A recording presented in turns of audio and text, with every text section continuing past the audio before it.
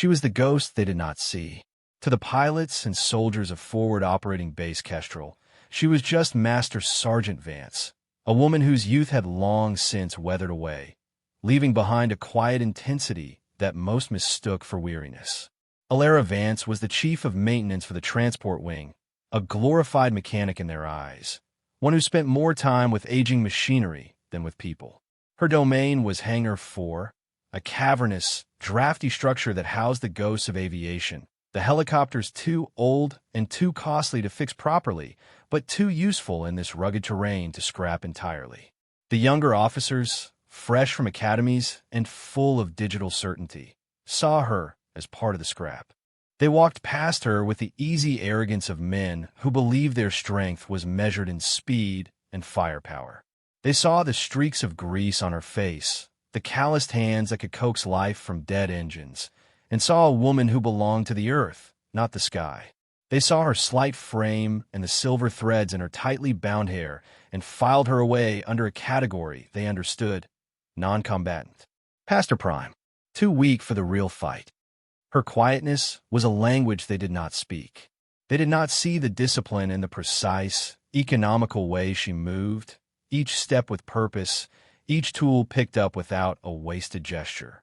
They did not understand the reverence with which she tended to her favored machine, a UH-60 Black Hawk so old it was a legend of unreliability. Its designation was Ghost 7. The name was painted on its nose in faded letters, a relic from a crew in a time long gone. The pilots joked that it was haunted not by spirits, but by mechanical failures waiting to happen.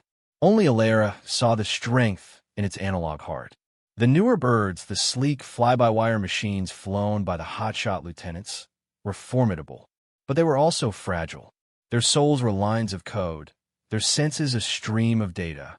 Ghost 7 was different. It had a body of stressed metal and hydraulic fluid, a pulse she could feel through the floor plates, a voice she could hear in the whine of its turbines. She knew its every groan, every shudder, every secret ache. She treated it not like a machine, but like a partner, a living thing that had carried souls through fire and returned them home. Lieutenant Kalen was the sharpest of the new pilots, all confidence and swagger. He flew the most advanced helicopter on the base, a state-of-the-art stealth variant, and he treated Ghost 7 and its caretaker with a casual disdain. Keeping the museum piece polished, Master Sergeant, he would ask, his smile never reaching his eyes. He saw her patient work, her endless diagnostic checks, as a pointless obsession. You should let the old girl retire, Vance. She's earned it. Alara would just nod, her expression unreadable, and continue her work. Her replies were always brief, direct, and devoid of emotion. She's still on the active roster, Lieutenant. Her voice was low and steady, a stone smoothed by a river, giving nothing away. What Kalen and the others never noticed was the small, faded tattoo on the inside of her left wrist, usually hidden by the strap of her practical, no-nonsense watch. It was a whisper of dark ink, a shape like a wisp of smoke or a fleeting specter. It was an insignia that belonged to no official unit, a symbol that meant nothing to them. To Alara, it was the only thing that was real. It was the mark of the Wraiths.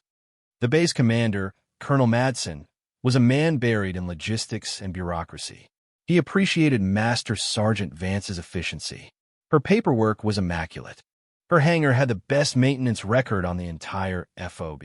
He saw her as a reliable cog in his machine, a competent, if unusually quiet, NCO.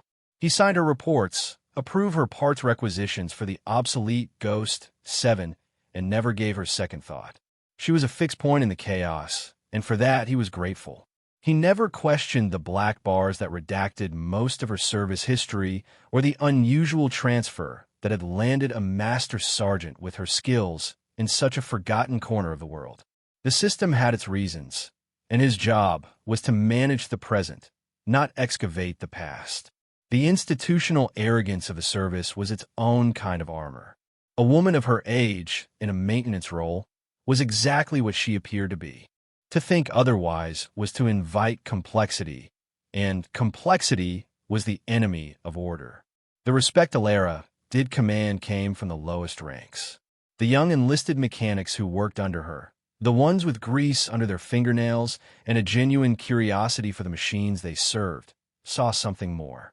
They saw the way she could diagnose a failing gearbox simply by the sound it made during spool-up.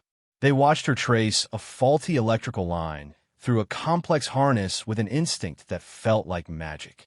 They learned more from watching her work in silence for an hour than they did in a week of classroom instruction. They spoke of her in hushed, respectful tones. They didn't understand her, but they trusted her. They saw the way she cared for Ghost, Seven, and felt, in their bones, that there was a reason for it. They saw strength, not weakness. They saw a discipline so profound it needed no announcement. They were the only ones who were paying attention. The sky broke on a Tuesday. The change came without warning, a meteorological anomaly that turned the jagged peaks surrounding FOB Kestrel into a cauldron of violence. A storm system of unprecedented ferocity boiled up from the south, a churning mass of black clouds, lightning, and wind shear that defied all forecasts. It wasn't just a storm. It was a physical presence, an atmospheric monster that screamed through the canyons and clawed at the structures of the base. It carried an intense electromagnetic charge, frying communications and turning the sophisticated digital displays in the command center into flickering screens of static. Then the call came through a broken, desperate transmission on a shielded channel just before the comms went dark completely. It was from an Omega team, a small, deep-cover reconnaissance unit that had been tracking insurgent movements in the treacherous valleys 70 miles to the north. They had been ambushed. Their position was compromised. They were taking heavy casualties.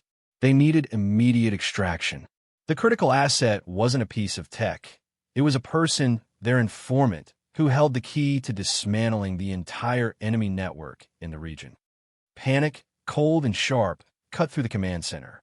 Colonel Madsen stood before the tactical map, his face a grim mask. The Omega team's last known position was a red blinking dot in the heart of the storm. Every pilot he had was on standby, but every single one of them reported the same thing. Their aircraft were grounded. The new, advanced helicopters were useless. The storm's electromagnetic interference was overwhelming their fly-by-wire systems. The wind, gusting to over 100 knots in the canyons, made flight physically impossible for them. Their flight computers simply wouldn't allow it. "It's a suicide run, Colonel," Kalen stated, his usual arrogance replaced by a tense frustration. "My bird can't handle that kind of wind shear. The system will fight me the whole way. We'll be torn apart," the other pilots agreed. They were brave men, but they were not fools. They knew their limits, and more importantly, they knew the limits of their machines. The window for extraction was closing. The Omega team was alone, wounded, and surrounded.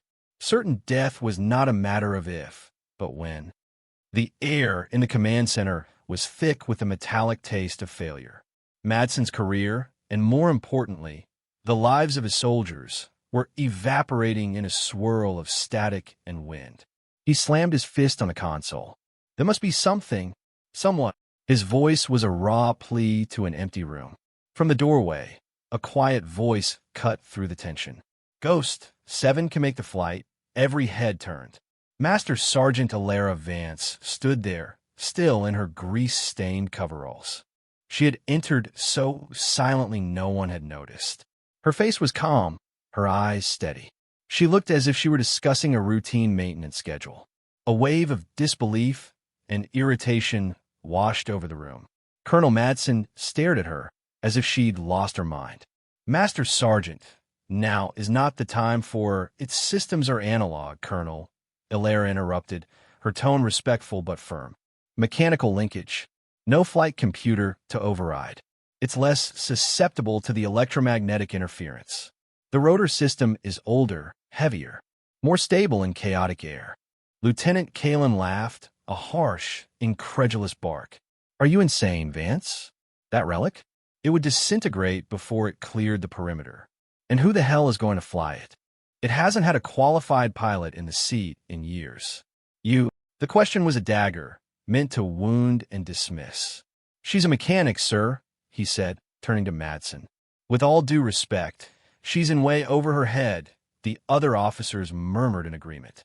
The suggestion was absurd, a sign of desperation from someone who didn't understand the realities of flight.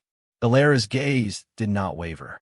She looked directly at Colonel Madsen, bypassing the cynical lieutenant completely. "I can fly it," she said. The three words hung in the air, simple, direct, and utterly unbelievable. Madsen felt a surge of anger. "Master Sergeant Vance, your concern for your aircraft is noted, but this is a tactical operation requiring an experienced combat pilot. You are a maintenance chief." Alara said, the single word soft but clear. She stepped forward and placed a thin, worn file on the console in front of the colonel. "My flight records." Madsen opened it, his frustration warring with a flicker of curiosity. He flipped through the pages. Most of the details were blacked out with thick lines of ink, classified beyond his clearance level. But what he could see made him stop breathing. The sheer number of flight hours was staggering. Thousands upon thousands of hours. More than all his current pilots combined. The aircraft types were listed as classified or experimental. The mission descriptors were just as vague. Extreme weather operations, hostile environment insertion, high-altitude reconnaissance. He looked at the bottom of the page and saw a commendation, also heavily redacted, signed by a four-star general whose name was whispered in legends at the Pentagon. He looked back at Alara, truly seeing her for the first time. The quiet mechanic was gone. In her place was a woman of unnerving calm and absolute authority. The file didn't just list numbers, it screamed competence. He looked at her service record again, at the black bars of ink that covered years of her life. He suddenly understood. The black ink wasn't a mark of insignificance. It was a veil. He was out of time. His men were dying. The storm was a monster that had defeated all his modern technology. And here was a ghost from the past, offering a ghost of chance. His gut, the instinct that had kept him alive for 30 years, told him to trust the impossible. "Can you really do this, Master Sergeant?" he asked, his voice low. "Yes, sir," she said. There was no boast in her tone, just a statement of fact. "I'll need a co-pilot," she added, her eyes flicking for a moment to Kalen. "Someone to handle comms and navigation readouts. Someone who can follow orders exactly as they are given." The challenge was unmistakable. Kalen stood frozen, his world tilting on its axis. He had mocked this woman, dismissed her. Now she was being offered the stick for a mission he had declared impossible, and she was asking him to ride shotgun. His pride warred with a terrifying, undeniable flicker of awe. He looked at the colonel, who simply nodded. The decision was made. "Get your bird ready, Master Sergeant," Madsen said, his voice ringing with a newfound authority. "You're cleared for flight." The walk to Hangar 4 was a blur for Kalen. The wind tore at them, a physical force that made him stagger. Alara moved through it as if it were a gentle breeze. Inside, Ghost 7 stood waiting under the dim lights, a gray beast of metal and rivets. Alara moved with a speed and precision that was mesmerizing. She wasn't just doing a pre-flight check. She was communing with the helicopter. Her hands ran over the fuselage, her fingers checking bolts and seams by feel. She pulled the engine cowlings, her eyes scanning the intricate web of pipes and wires, her mind seeing things Kalen couldn't. She topped off fluids, checked pressures, her movements a dance of practiced efficiency. There was no checklist in her hand. The checklist was in her soul. "Strap in, Lieutenant," she said, swinging herself into the pilot's seat. The cockpit was ancient by his standards. Analog gauges, toggle switches, chunky levers. It felt crude, agricultural. Yet when Alara's hands settled on the controls, the entire machine seemed to wake up, to draw breath. She began the spool-up sequence. The twin turbines whined to life, the sound building to a deafening roar that vibrated through Kalen's bones. To him, it was raw, uncontrolled noise. To Alara, it was a symphony. She listened, her head tilted slightly, her eyes closed for a second. She was hearing the health of the engines, the balance of the rotors, the very lifeblood of the machine. She gave a small, satisfied nod. The rotors began to turn, slowly at first, then faster, beating the air into submission. "Ready," she asked, her voice impossibly calm in his headset. Kalen could only manage a choked. Ready, he was a passenger now, a witness. He watched her hands on the collective and the cyclic, her feet on the anti-torque pedals. They moved with a fluid grace, an economy of motion that was breathtaking. She lifted the helicopter off the ground, not with the abrupt, computer-assisted smoothness he was used to, but with a gentle, intuitive touch, easing the old bird into the air as if lifting a sleeping child. They hovered for a moment, the hangar doors groaning open to reveal the raging blackness of the storm. "Let's go for a dance," Alara whispered, more to the machine than to him. The moment they cleared the hangar, the storm hit them like a physical blow. The helicopter bucked and shuddered, thrown sideways by a gust of wind that would have sent Kalen's own aircraft into an unrecoverable spin. He gripped his seat, his knuckles white, his training screaming at him that this was impossible. But Alara didn't fight the wind. She yielded to it, absorbed it, used its energy. Her controls were in constant, fluid motion, tiny adjustments perfectly timed that kept them stable. She wasn't flying through the storm. She was part of it. The rain hit the windscreen like shotgun pellets.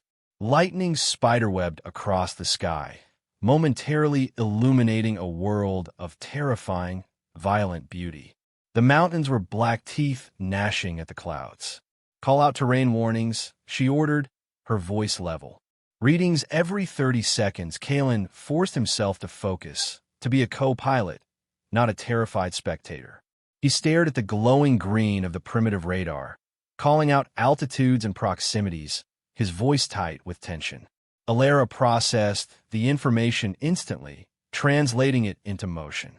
She dove into a canyon, using the rock walls as a shield from the worst of the crosswind, her rotors clearing the cliffs by what felt like inches. Kalen held his breath, certain they were about to crash. But they didn't. She was flying by feel, by an instinct that defied physics. Deep in her mind, behind the calm focus, memories flickered. Another storm in another mountain range, years ago. The call sign spoken in her ear. "Wraith Actual, this is Wraith 1. We're taking fire. Need immediate evac." She had been Wraith 1, the pilot of the team, so secret they were ghosts even to themselves. They flew where no one else could fly, did what no one else could do. This storm was violent, but she had danced with worse. The name of the team, the feel of the controls, the bond with her machine, it was the only home she had ever known. Ghost 7 shuddered as a powerful downdraft slammed them downward. The engine screamed in protest. Kalen yelled a warning. Alara didn't flinch. She fed power to the turbines, her touch precise, catching the aircraft just before it slammed into the canyon floor and coaxing it back into the sky. She was anticipating the air currents, feeling the invisible rivers of wind before they struck. Kalen watched her, his fears slowly being replaced by a profound, earth-shattering awe. This wasn't piloting. This was artistry. This was a master at work. He was watching a legend, and he hadn't even known her name. 5 miles to the extraction point, he managed to say, his voice hoarse. "It's a ridge narrow. No clear landing zone. There will be," Alara said. Through a break in the swirling snow and rain, they saw it. A small ledge on the side of a sheer cliff face. Below, the red tracers of enemy fire stitched the darkness. The Omega team was pinned down. "They can't hold for long," Kalen said. "I'm not landing," Alara replied. "Get the hoist ready." She brought Ghost 7 into a hover over the ridge, a feat that should have been impossible in the gale force winds. The helicopter twisted and bucked, but she held it steady, her entire body a gyroscope, translating chaos into stability. Below, they could see figures, one being carried. The wounded asset. Kalen operated the hoist, his hands clumsy with adrenaline. The cable snaked down into the darkness. As the wounded soldier and his escort were being lifted, the enemy fire intensified. Rounds pinged off the fuselage like angry hornets. A heavy-caliber machine gun opened up. "They're on the hoist," Kalen shouted. "Bring them up." A shell exploded against the tailboom. The helicopter lurched violently. A klaxon blared in the cockpit, a high-pitched scream of agony. Red lights flashed on the console. Starboard engine fire. We've lost hydraulics on the tail rotor. Kalen yelled, his training kicking in. They were going to spin. They were going to die. I have it, Alaris said. Her voice was the calmest thing in the universe. While Kalen was shouting, her hands and feet were already moving. She shut down the burning engine, slammed a firewall switch, and pushed the cyclic forward, diving to gain airspeed. Without a functioning tail rotor, the only way to counteract the torque from the main rotor was with forward momentum.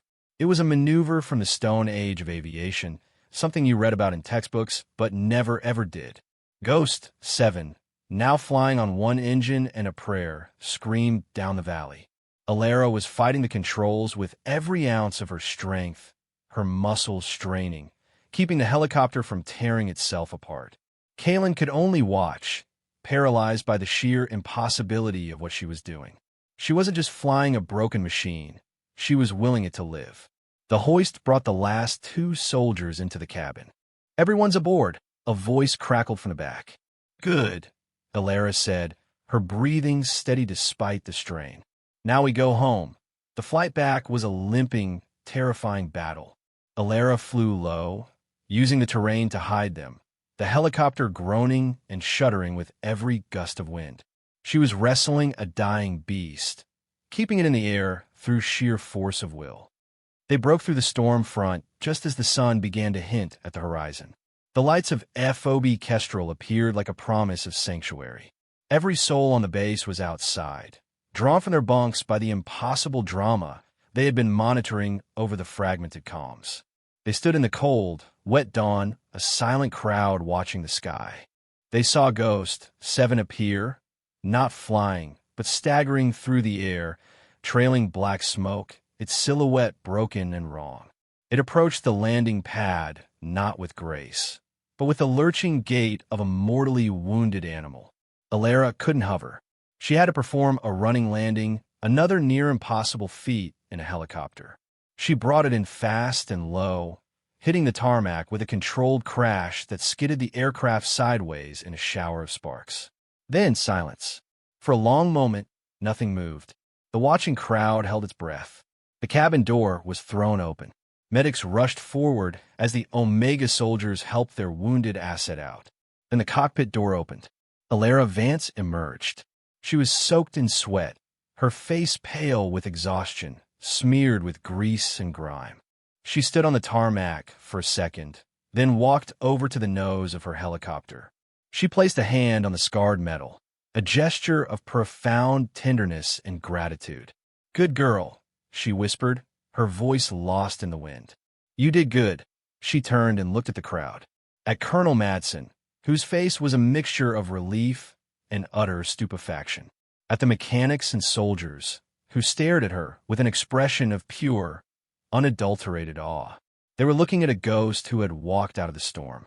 Lieutenant Kalen climbed out of the co-pilot's seat, his legs unsteady.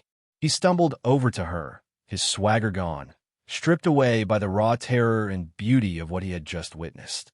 He opened his mouth to speak, but no words came out. He could only look at her, at this quiet, unassuming woman who had just done the impossible. He raised a trembling hand and gave her a slow, deliberate salute. It wasn't the salute of a lieutenant to a sergeant.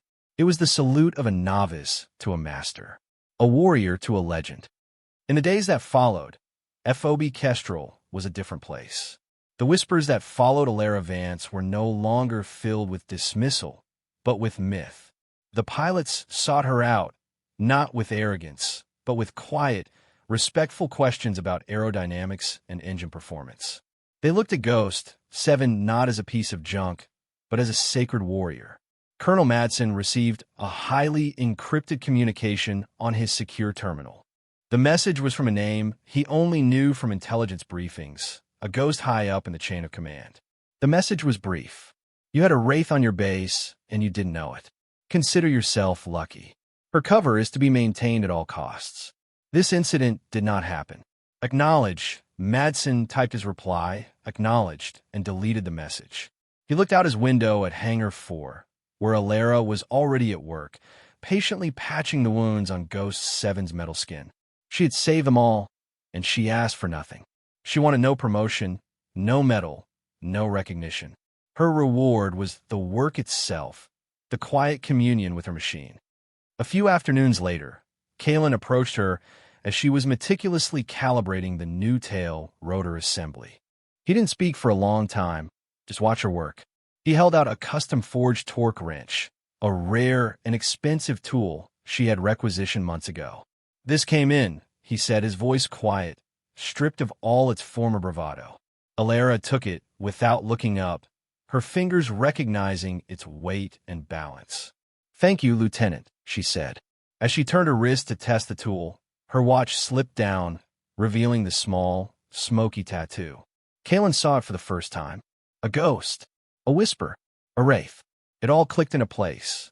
The impossible skill, the unnerving calm, the redacted files. He finally understood. He wasn't standing in the presence of a mechanic. He was standing in the presence of greatness. He cleared his throat, a new humility in his posture. "Master Sergeant," he said, "what do we work on first?" Alara gave the smallest hint of a smile, a slight upward turn of her lips that was more powerful than any laugh. She patted the rotor hub. "The main assembly," she said, her voice grounded and calm. "It took the worst of it. We need to make sure it's strong." She turned back to her work, her purpose clear, her silence once again her shield. The legend of the mechanic who tamed the storm would be told in whispers for years. But Alara Vance simply continued her work, a ghost in plain sight, her respect earned not in words, but in the silent, screaming heart of the storm.